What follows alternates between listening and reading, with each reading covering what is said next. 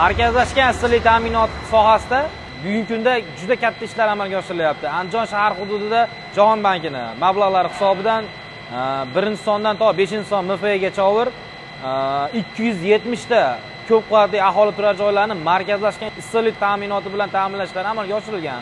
Davlatimiz rahbarini 2021-yildagi qaroriga asosan respublikamiz hududida Yangi O'zbekiston massivlarini tashkil etish belgilangan. Jumladan Andijon viloyat hududida ham Yangi O'zbekiston massivlarini tashkil etish 3 tasi ko'zda tutilgan.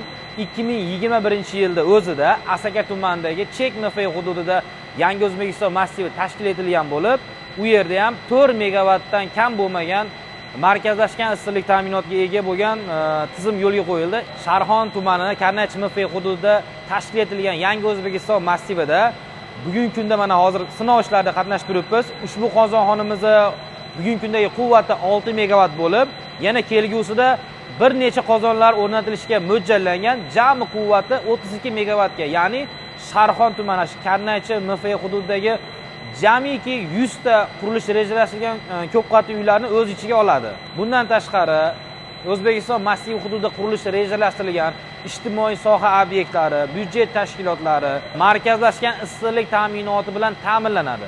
Andijon viloyat hududida kelgusida Erka 1 markaziy qozonxonamiz, ya'ni 172 ta ko'p qavatli uy, 32 ta ijtimoiy soha obyektlariga xizmat qilishi rejalashtirilgan Erka 1 qozonxonamizni rekonstruksiya va modernizatsiya qilish rejalashtirilgan.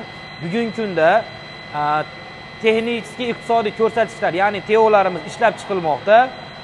2027-yil, 28-yillari qurilish montaj ishlarini amalga oshirish ko'zda tutilgan.